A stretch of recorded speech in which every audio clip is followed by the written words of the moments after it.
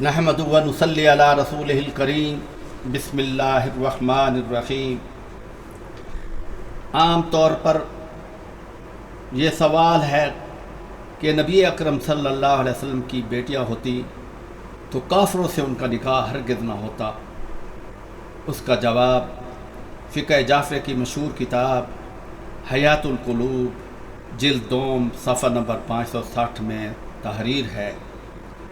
وہ فرماتے ہیں حضور اکرم صلی اللہ علیہ وسلم کی 4 صاحبزادیاں تھیں جو سب حضرت خدیجہ سے پیدا ہوئی تھی، جن کا نکاح حضور صلی اللہ علیہ وسلم نے اپنی بعثت سے پہلے اور کافروں کو لڑکیاں دینے کی حرمت سے پہلے ابو العاص بن ربیع سے کر دیا تھا۔ اس کی مزید وضاحت کرتے ہوئے فقہ جعفریہ کے مجتہد ابو علی طبرسی تفسیر مجمع البیان میں حضرت لوط علیہ السلام کے واقعہ کی تفسیر میں تحریر فرماتے ہیں، حضرت لوط علیہ السلام کی شرح میں مومنہ کی شادی کافر سے جائز تھی، اسی طرح ابتدائے اسلام میں بھی جائز تھی، جس کے بحث نبی اکرم صلی اللہ علیہ وسلم نے اپنی بیٹی کی شادی ابو العاص بن ربیع کے ساتھ اس کے اسلام لانے سے پہلے کر دی تھی۔ پھر یہ حکم اسلام میں منسوخ ہو گیا۔ تفسیر مجمع البیان جلد 3 صفحہ نمبر 184 میں فقہ جعفری کی مجتہد اور مفسر کے واضح بیان کے بعد اب کسی قسم کا کوئی شک و شبہ باقی نہیں رہ جاتا۔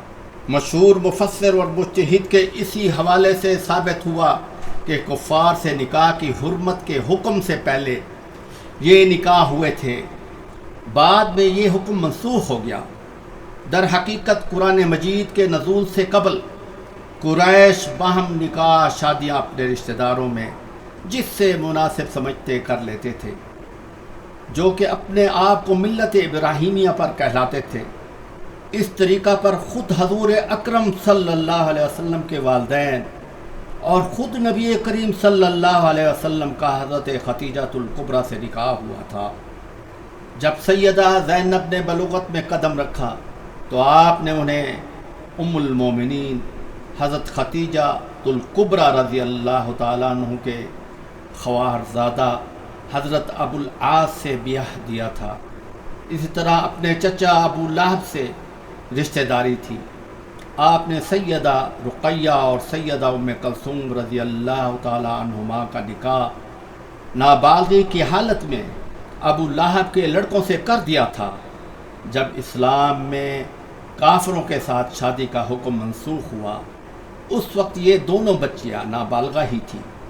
جب عمر بلوغ کو پہنچی تو آپ نے انہیں حضرت عثمان بن عفان کی زوجیت میں دے دیا۔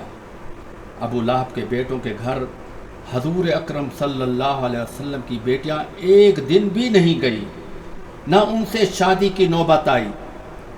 جب سیدہ رقیہ رضی اللہ تعالی عنہا عمر بلوغ کو پہنچی تو آپ نے انہیں حضرت عثمان بن عفان کی زوجیت میں دے دیا۔ ان کی وفات کے بعد حضور صلی اللہ علیہ وسلم نے سیدہ ام کلثوم کو بھی حضرت عثمان رضی اللہ تعالی عنہ کے عقد میں دے دیا۔ چونکہ نبی کریم صلی اللہ علیہ وسلم کی 2 صاحبزادیاں یکے بعد دیگر حضرت عثمان کے عقد میں آئیں، وہ ذو النورین کے لقب سے ممتاز ہوئے، اور چوتھی صاحبزادی سیدہ فاطمہ الزہرا کا نکاح حضرت سیدنا علی مرتضیٰ سے ہوا۔ یہ سعادت صرف اور صرف حضرت عثمان کے حصے میں آئی کہ کسی نبی نے اپنی 2 بیٹیاں یکے بعد دیگر کسی کے نکاح میں دی ہوں، جس کی وضاحت فقہ جعفری کی معتبر کتاب حیات القلوب جلد دوم صفحہ نمبر 559 اور منتہی الاعمال جلد اول صفحہ نمبر 79 میں مرقوم ہے۔ منتہی الاعمال جلد اول صفحہ نمبر 79 میں مرقوم ہے کہ نبی اکرم صلی اللہ علیہ وسلم کی 4 صاحبزادیاں تھیں، جن کا نکاح حضرت عثمان، حضرت علی اور حضرت ابو العاص بن ربیع سے ہوا تھا۔ پھر عام طور پر یہ سوال کیا جاتا ہے کہ اگر وہ حضور اکرم صلی اللہ علیہ وسلم کی صاحبزادیاں ہوتی تو جناب سیدۃ الفاطمۃ الزہرا کے برابر ان کی شان ہوتی۔ اس کا واضح جواب یہ ہے کہ ایک ماں باپ کی اولاد کا دینی اور دنیاوی امور میں برابر نہ ہونے سے یہ لازم نہیں آتا کہ وہ ایک ماں باپ کی اولاد بھی نہ ہوں۔ جیسے حضرت علی کرم اللہ وجہہ، حضرت جعفر، حضرت عقیل حقیقی بھائی مومن کامل تھے، اور تینوں حضور اکرم صلی اللہ علیہ وسلم کے چچا زاد بھائی ہیں، لیکن درجات اور رتبے اور علمی کمالات اور شان میں حضرت علی کرم اللہ وجہہ سب سے بلند و بالا اور عرفہ و اعلیٰ ہے، تو شان میں برابر نہ ہونے سے تو یہ نہیں کہا جا سکتا کہ وہ حضرت علی کے بھائی بھی نہیں۔ یہ ایک مسلمہ حقیقت ہے کہ ایک ماں باپ کی اولاد میں اللہ تعالیٰ نے دینی اور دنیاوی لحاظ سے کئی قسم کے فرق و امتیازات رکھے ہیں۔ اسی طرح حضرت سیدہ فاطمۃ الزہرا رضی اللہ تعالیٰ عنہ کا مقام باقی بیٹیوں سے بلند و بالا اور عرفہ تھا۔ شان کے برابر نہ ہونے سے تو یہ نہیں کہا جا سکتا کہ وہ حضور اکرم صلی اللہ علیہ وسلم کی بیٹیاں ہی نہیں۔ سید اور غیر سید میں رشتہ ازواج کا جواز امام باقر صادق فرماتے ہیں کہ سید زادی کا نکاح غیر سید سے کیسے جائز ہے۔ اس کا جواب حضرت امام جعفر صادق کا یہ فتویٰ ہے، جو کہ فقہ جعفر کی مستند معتبر کتاب فروغ کافی جلد دوم صفحہ نمبر 140 اور مستند کتاب تہذیب میں مرقوم ہے۔ آپ ارشاد فرماتے ہیں، حضرت امام جعفر صادق سے پوچھا گیا کہ اجمیوں کے لیے جائز ہے کہ عربوں کے ساتھ، اور عربیوں کے لیے جائز ہے کہ قریش سے شادی کریں، اور قریش کے لیے جائز ہے کہ بنی ہاشم سے شادی کریں۔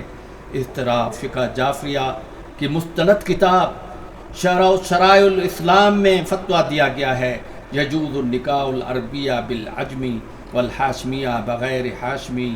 عربی عورت کا نکاح عجمی مرد کے ساتھ اور ہاشمی مرد کے ساتھ جائز ہے۔ اس فتویٰ کی تصدیق اس واقعہ سے ثابت ہے کہ حضرت سیدنا حضرت علی اور سیدہ حضرت فاطمۃ الزہرا کی لخت جگر حضرت سیدہ زینب کا نکاح حضرت عبداللہ بن جعفر طیار سے ہوا تھا، حالانکہ وہ سید نہیں تھے، صرف حضرت سیدنا حضرت علی کے جدی ہیں۔ اس طرح نبی اکرم صلی اللہ علیہ وسلم کی صاحبزادیوں کا نکاح حضرت عثمان اور حضرت ابو العاص سے بھی نکاح ایک جدی ہونے کی وجہ سے اس فتوے کے لحاظ سے بالکل صحیح اور جائز تھا۔ لہذا فقہ جعفری کی مستند کتاب حیات القلوب جلد دوم صفحہ 559 اور معتبر کتاب منتہی الاعمال جلد اول صفحہ 79 میں مرقوم ہے کہ حضرت صلی اللہ علیہ وسلم کی چاروں صاحبزادیوں کی شادیاں حضرت عثمان غنی اور حضرت علی مرتضیٰ اور حضرت ابو العاص بن ربیع سے ہوئی تھی۔ شرح ناقل البلاغہ، جو کہ حضرت علی کرم اللہ وجہہ کے خطبات کا مجموعہ ہے، جلد دوم صفحہ نمبر 84 میں سیدنا حضرت علی فرماتے ہیں، ذو النورین حضرت عثمان کا لقب اس لیے ہے کہ حضرت عثمان نے سرور کائنات کی دو صاحبزادیاں حضرت رقیہ اور حضرت ام کلثوم سے نکاح کیا ہے۔ وآخر الدعوانا الحمد للہ رب العالمین۔